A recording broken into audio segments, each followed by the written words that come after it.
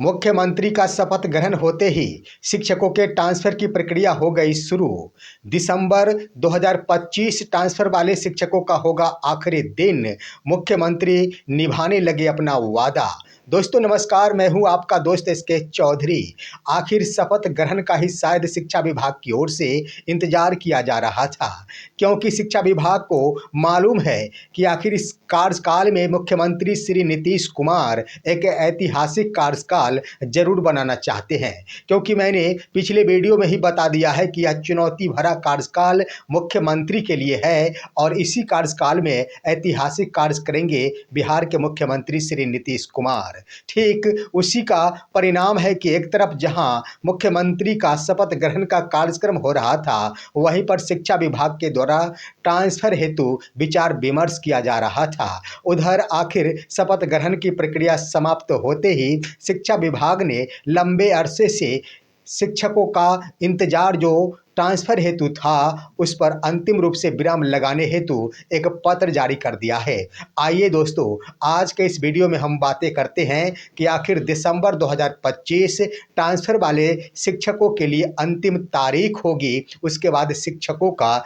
Transfer होना निश्चित रूप से तय हो चुका है और यह ट्रांसफर पहले चरण के अंतर्गत अंतर जिला वाले शिक्षकों से संबंधित है। दोस्तों, इस पर चर्चा करने से पहले मैं आपसे गुजारिश करूंगा, अगर आपने अभी तक हमारे इस चैनल सुसत्य वचन को सब्सक्राइब नहीं किए होंगे तो कृपया अभी सब्सक्राइब कर लेंगे। दोस्तों, मुख्यमंत्री का शपथ ग्रहण का कार्यक्रम होते ही शिक्षा विभाग के द्वारा आखिर उन वर्गों पर, उन कार्यों पर अमल करना शुरू कर दिया जिसे मुख्यमंत्री के द्वारा अपने हाथों में ले लिया गया था। आपको मालूम है कि चुनाव आचार संहिता लागू होने से ठीक पहले एसीएस डॉक्टर एस सिद्धार्थ के कार्यकाल के दरमियान मुख्यमंत्री के द्वारा ट्रांसफर की तमाम प्रक्रियाएं अपने हाथों में ले ली गई थी और इसके तहत उन्होंने ट्रांसफर पाने वाले शिक्षकों से एक बार फिर से आवेदन करने की डिमांड की थी, जिसके तहत 5 सितंबर से लेकर 13 सितंबर 2025 तक शिक्षकों के से आवेदन मांगे गए थे और इस तरह से कुल 41,732 शिक्षकों के द्वारा आवेदन किया गया था। वहीं पर दोस्तों, उस आवेदनों पर विचार करने के उपरांत पहले चरण के अंतर्गत 24,732 शिक्षकों का विद्यालय जिला आवंटित कर दिया गया था। लेकिन सिर्फ जिला आवंटन हो जाने से शिक्षकों का ट्रांसफर नहीं हो जाता। बीच में चुनाव आचार संहिता लागू हो गए, जिसके तहत शिक्षकों को चुनावी प्रक्रिया में भाग भी लेनी थी, चुनाव कार्य संपन्न भी कराना था, इसलिए उसे लंबित रख दिया गया। एक बार फिर से तमाम वैसे शिक्षक जिनका जिला आवंटन नहीं हो पाया था, उनके लिए मौका दिया गया था और उनके लिए 23 सितंबर से लेकर 30 सितंबर 2025 तक एक बार फिर से आवेदन करने का मौका दिया गया। आवेदन के उपरांत उसमें से लगभग 9849 शिक्षकों ने आवेदन किया, लेकिन 19 नवंबर 2025 को उन 9849 आवेदन करने वाले शिक्षकों में से जिला उपलब्ध होने के कारण ही 2439 शिक्षकों का एक बार फिर से जिला आवंटित कर दिया गया। तो कुल मिलाकर अंतर जिला ट्रांसफर पाने वाले शिक्षकों के लिए शिक्षा विभाग की ओर से यहाँ पर जिला आवंटित कर दिया गया 27,171, यानी 27,171 शिक्षकों को जिला आवंटित कर दिया गया है। अब शिक्षा विभाग की ओर से इसे विद्यालय आवंटन की प्रक्रिया प्रारंभ कर दी गई है, जिसके तहत अभी यह मार्गदर्शिका भी जारी कर दी गई है और वह मार्गदर्शिका आपके स्क्रीन पर होंगे जो आप देख रहे होंगे। इसके तहत जो प्रावधान किए गए हैं उसमें शिक्षकों से एक बार फिर से 5-5 प्रखंड मांगे गए हैं। इसके लिए तिथियां भी निर्धारित की गई है कि शिक्षक 24 नवंबर से लेकर 5 दिसंबर 2025 तक अपना अपना विकल्प 5 प्रखंड के रूप में चुनेंगे और यह ई शिक्षा कोष पोर्टल के माध्यम से वह विकल्प का चुनाव करेंगे। उसके बाद शिक्षा विभाग का दायित्व रह गया कि तमाम जिलों में जिला पदाधिकारी की अध्यक्षता में ट्रांसफर हेतु जो समिति बनाई गई है, उनके देख रेख में विद्यालय आवंटन की प्रक्रिया प्रारंभ होगी, जिसके तहत ये कह दिया गया कि यह प्रखंडों का विकल्प देने के बाद शिक्षक जब दे देंगे, उसके बाद शिक्षा विभाग की ओर से 10 दिसंबर से लेकर 15 दिसंबर तक उन शिक्षकों को प्रखंड आवंटित कर दिया जाएगा। तो इस तरह से कुल मिलाकर कह दिया जाए तो प्रखंड आवंटन के लिए भी तिथि का निर्धारण कर दिया गया।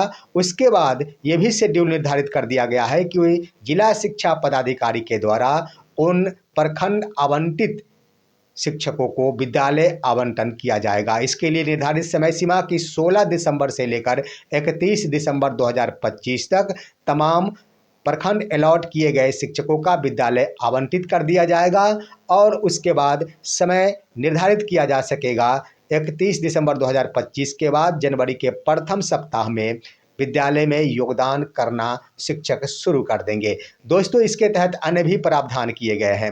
प्रावधान के रूप में सबसे बड़ी बात यह है कि विशिष्ट शिक्षकों को प्राथमिकता दी गई है। जो क्रमानुसार शिक्षकों का सबसे पहले प्रखंड आवंटन किया जाएगा, उसके बाद विद्यालय आवंटन किया जाएगा। उसमें यह प्रावधान किया गया है कि अगर नियमित कोटि के शिक्षक, जो पुराने शिक्षक हैं, वो अगर आवेदन किए हैं तो सबसे पहले उनका प्रखंड आवंटित होगा, उसके बाद उनका विद्यालय आवंटित होगा, उसके बाद विशिष्ट शिक्षक जिन्होंने आवेदन किया है उनका प्रखंड एवं विद्यालय आवंटित किया जाएगा और तीसरे नंबर में विद्यालय अध्यापक जो बीपीएससी शिक्षक कहलाते हैं उनका प्रखंड एवं विद्यालय आवंटन का कार्य होगा। इसके साथ साथ यहाँ पर दिव्यांगों को भी प्राथमिकता दी गई है कि सबसे पहले जो महिला दिव्यांग शिक्षिका होगी उन्हें प्राथमिकता देनी है, उन्हें ट्रांसफ़र करना है। उसके बाद पुरुष दिव्यांग शिक्षक को ट्रांसफ़र करना है, उसके बाद महिला शिक्षिकाओं को ट्रांसफ़र करना है, उसके बाद पुरुष शिक्षकों को ट्रांसफ़र करना है। ये प्राथमिकता। लेकिन मुख्य बातें मैं बता दूं दोस्तों कि प्रखंड आवंटन के क्रम में यह स्पष्ट कर दिया गया कि अगर शिक्षकों के द्वारा 5 प्रखंडों का विकल्प के रूप में चुनाव किया जाता है, उन तमाम 5 प्रखंड में अगर रिक्ति नहीं होती है तो शिक्षा विभाग ने यह नियम लागू कर दिया कि 5 के बाद जो छठे या 7वें होंगे, जहां भी रिक्तियां होगी, शिक्षकों का प्रखंड आवंटित कर दिया जाएगा। उसके बाद ये भी व्यवस्था की गई कि जो शिक्षक आखिर प्रखंड विकल्प के रूप में चुनाव नहीं करेंगे, उनका यह ट्रांसफ़र का दावा रद्द कर दिया जाएगा। उन्हें अपने पूर्व के विद्यालय में ही बने रहना होगा। अब आइए दोस्तों, विद्यालय आवंटन के क्रम में भी यही बातें कि विद्यालय आवंटन के क्रम में यह नियम निर्धारित कर दिया गया कि कोई भी ऐसा विद्यालय नहीं होना चाहिए, सबसे पहले रिक्ति पर पूरा का पूरा ध्यान दिया जाना आवश्यक होगा। हर एक विद्यालय में एक एक शिक्षक को सबसे पहले भर देना है संबंधित विषय से, और एक शिक्षक भर जाने के बाद मान लिया जाता है किसी प्रखंड में अगर 15 विद्यालय में रिक्ति है तो सबसे पहले 15 शिक्षकों को 15 विद्यालय में दिया जाएगा।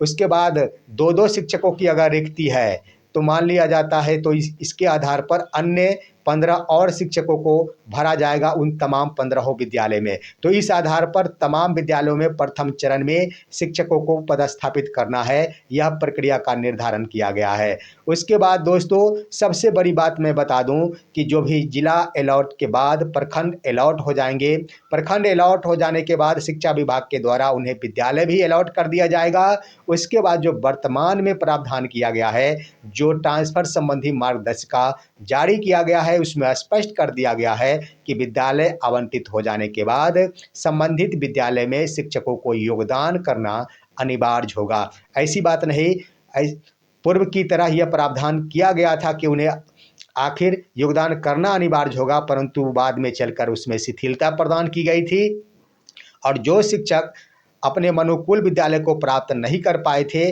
उन शिक्षकों को अपने पूर्व के विद्यालय में रहने हेतु अनुमति प्रदान कर दी गई थी। तो अभी वर्तमान में शिक्षकों को यह सोच लेना होगा कि उनका विद्यालय आवंटित हो जाने के बाद उन्हें हर हाल में विद्यालय में योगदान करना होगा। उसके बाद दोस्तों, कई बातें मैं बता देना चाहूँगा कि प्रखंडों का चुनाव के क्रम में यहाँ पर शिक्षकों को थोड़ी सी राहत मिलेगी इस रूप में कि वो अगर सोच समझकर प्रखंड के विकल्पों का चुनाव करते हैं, जहां रिक्तियां उपलब्ध है तो उसके आधार पर उनका ट्रांसफ़र हो सकता है। और अगर वो बिना सोचे समझे अगर प्रखंड का चुनाव करते हैं तो ये भी संभावनाएं बन सकती है कि उनका कोई और प्रखंड अलॉट कर दिया जाएगा। लेकिन चाहे जो कुछ भी हो, शिक्षकों के लिए अभी बड़ी चुनौती है कि लंबे अरसे से खासतौर पर विशिष्ट शिक्षक, खास तौर पर विशिष्ट शिक्षक ट्रांसफर की गुहार लगाते रहे हैं, परंतु उनकी यह मनोकामना आज तक पूरी नहीं हुई। लेकिन एक बार फिर से मुख्यमंत्री के रूप में शपथ लेने के बाद मुख्यमंत्री अपना वादा निभाना शुरू कर दिए और दिसंबर 2025 ट्रांसफर वाले परिवार से दूर रहने वाले शिक्षकों के लिए अंतिम दिन होगा। यह है आज की खबर। आप सभी हमारे इस वीडियो को लाइक कीजिए, अन्य दोस्तों के पास शेयर कीजिए और अब दीजिए अपने दोस्त को इजाजत। हम फिर मिलेंगे आपसे अगले वीडियो में। तब तक के लिए कहते हैं नमस्कार।